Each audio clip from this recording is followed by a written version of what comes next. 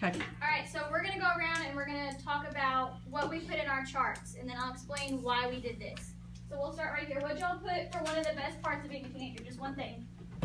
Not being a freshman. Not being a freshman. What y'all put? First car. First car. No responsibilities. No responsibilities. Mason, what y'all put? We put not having to pay bills. Not having to pay bills. We can get away with doing dumb stuff because we're learning. You can get away with doing dumb stuff because you're learning.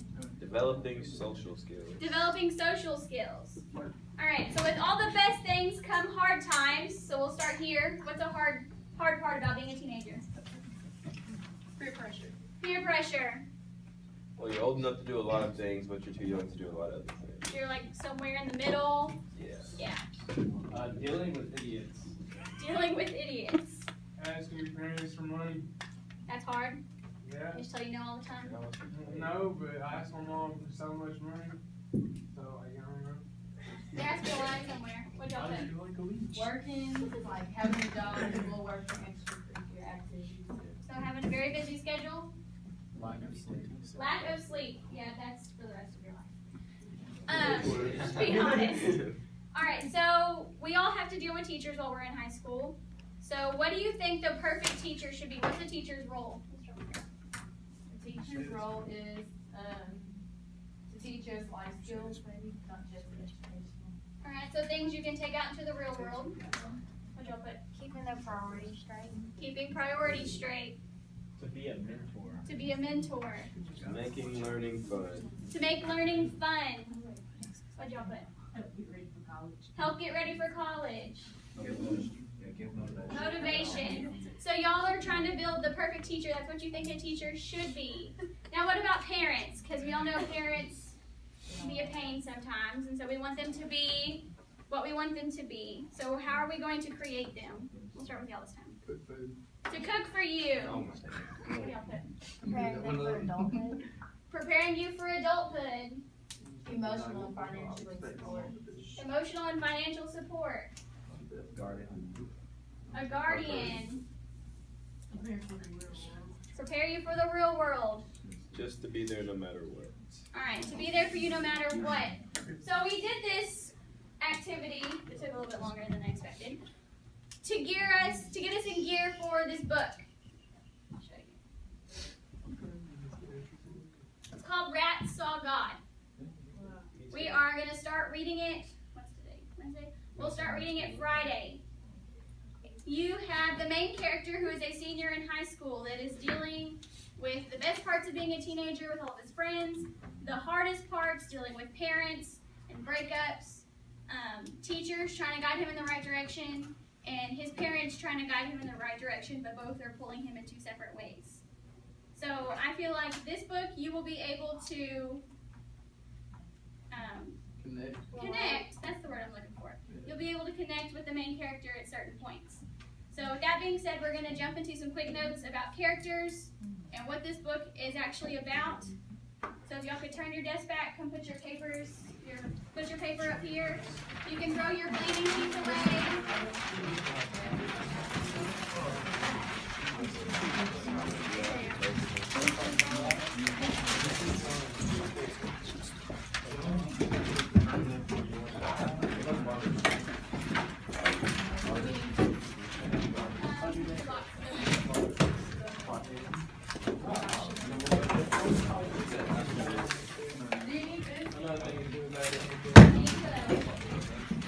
Thanks, Jeff.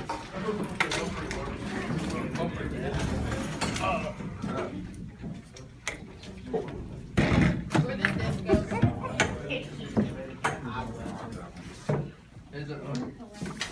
Alright, so we're going to take some really quick notes about the book. You will have a quiz over these notes on Friday.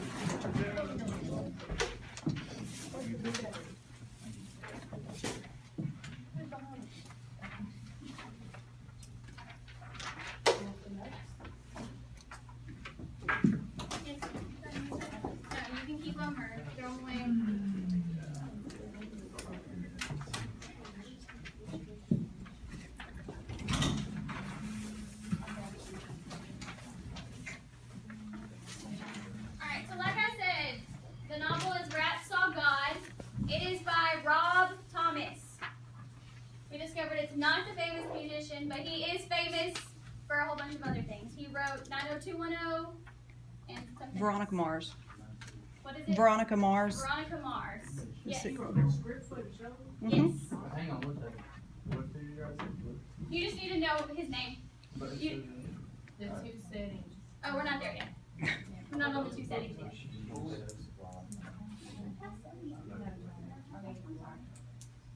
Alright, here are your 2 settings. You have Houston, Texas, and San Diego, California.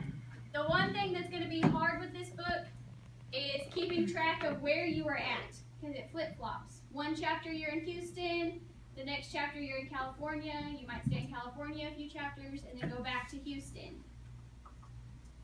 You'll know which chapter you're in by the font of the book, so that helps you out. And also it'll tell you right before you start reading that specific chapter. When we're in Houston, our main character Steve is at Grace High School. Houston is home of NASA, and that's important because his dad is an astronaut. And Houston takes place from his freshman year all the way through his junior year. So a good 75% of his high school year is spent in Houston. Wait, where's Steven at? When he attends Grace? He is Grace High School, yeah, from freshman to junior year. No, what about here? Grace High School, right No, here. Grace High School is, blank is where Steven attended Grace High School. Houston. Houston, yeah. And then when we're in California, there you go, we're just taking some quick notes. When we're in California, that's where his mom lives. There's a high school there, but it doesn't give us the name of the high school, and that's just his senior year.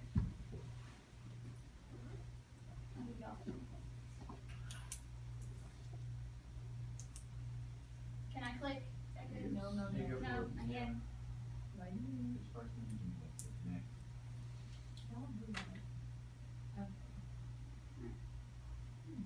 You don't have to write anything right now. This slide, you're good. So we have our main characters in Houston. We have Steve, who is again the main character, his dad Alan, and his little sister Sarah. His friends, you have Doug, who's a boy, he's his best friend. You have Dub, who is a girl, that is her nickname, and she becomes his girlfriend. You'll also meet some other members of God, which is a club, but they play such a small role you don't have to know all their names. Steve, I'm about to go to the next slide to show you. You don't have to write anything. But Just that was the dad. Here's where you need to write stuff, and feel free to summarize. Steve is your main character who's a high school senior. He is very, very smart, 4.0. Can graduate the top of his class. Except for there are some things in his life that made it really hard on him, and he ends up choosing to smoke marijuana and flunk out of English his junior year, his last semester. So he's 1 credit short.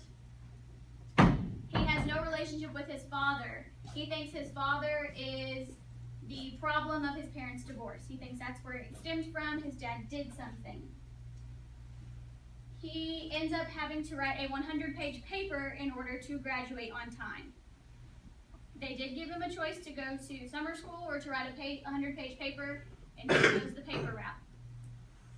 Then we have Doug, who I said was his best friend, and Sarah, who is his little sister.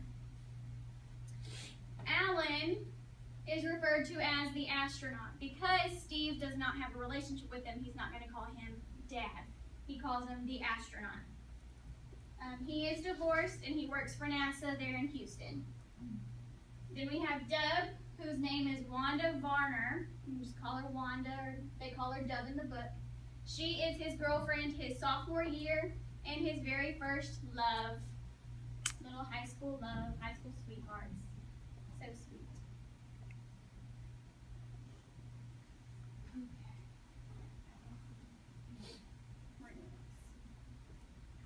Yeah, you can just skip.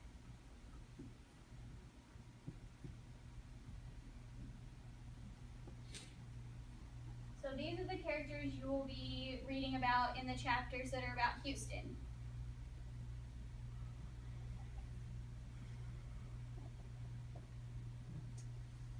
Some of the characters will also follow you into the chapters from into California. You just need to know that they're from Houston.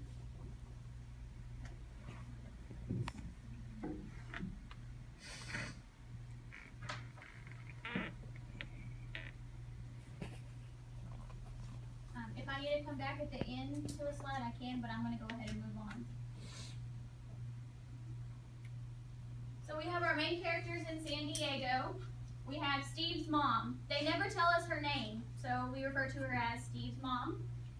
Of course, she is divorced from the astronaut, and she ends up remarrying right after she moves to California. We have Mr. DeMoy, who is that teacher role model figure for Steve. He is his school counselor, and he is the one that offers Steve the opportunity to graduate on time by writing a 100-page paper. And he can choose whatever he wants to write about. Then we have Allison, who ends up being his girlfriend his senior year. And she is a National Merit Scholar. Anybody know what that is, a National Merit Scholar? Yeah, she's really good at school. She's really smart. She basically has a free ride to any college that she wants to go to. And she is top of her class. Yes. Yes, and when you're reading, you want to make sure that you are keeping the settings differently, because in one chapter he might be going on a date with Dub in Houston, and then the next chapter he's asking Allison out on a date, and you're trying to think he's a player, but he's really not. So typically, the book you just have flashbacks. Yes, the book is a whole bunch of flashbacks. Probably what you know, different ways to do this. I've never read it. And I'll come back to these slides about all the characters at the very end. So we have our plot summary. The beginning of the book starts his senior year. He ends up getting busted first period for being stoned and is sent to the counselor's office. The counselor is trying to figure out why he's moved to California and offers him that chance to write the 100-page paper to graduate on time. This whole book is a whole bunch of flashbacks on how he gets from deciding he's going to write this paper all the way to graduation. And it includes heartbreak and parents and friends and high school, so all the ups and downs. Important things to know. God is an acronym for a club. It has nothing to do with religion. It means grace order of Dadaist or Dadaist, however you want to say it. A Dadaist is a specific type of artist from the 1920s. That they did some very crazy, very abstract art that you look at it and you're questioning why they even created it. Then the titles of the chapters are very, very important, not just in this book, but in every book you read. But specifically to this book, they tell you where you're at, the setting. They tell you whether you're in Houston or whether you're in California. It'll also tell you what year of high school Steve is in, whether it's his freshman year in Houston or his sophomore year. And it goes chronologically when they're in Houston. Pay attention to the font of the chapters. The chapters that look like they're italicized are when he's in his senior year. So that'll help you as you're reading. You can see if the font looks kind of slanted to you, and that means you're in his senior year. So Rob and his publishing company made it easy for us to distinguish where we're at by using the fonts differently, which is a very smart idea. Alright, last slide. So there are some themes in this book, like any book that you read. These are 4 of many, many, many themes.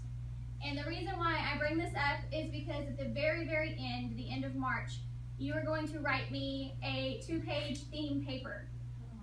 I know. It's not 100 pages, so you should be happy. You still get to graduate on time. Hopefully. 2 pages, double spaced on the computer. No, just front. Senior. I'm going to help you. We're going to sit down all together. We're going to decide on themes. I'm going to help you create your outline and help you decide where you want to go with it. All you have to do is put it all together. So, some of the themes in this book that you will see are relationships. his relationship with his mom, his relationship with his dad, with his girlfriends, with his best friend. You have authority figures, his parents again, his counselor, Mr. DeMoy, who's trying to keep him on track. You have heartbreak, which happens to every single high schooler, and betrayal. You get betrayed by your friends, by people, maybe a parent. I said a dub and Doug hookup. That's my And guess. then you have trust, which is a very key point in anybody's life, even being a teenager. You have to build that trust in order to go somewhere. And he ends up putting his trust in specific people along the way.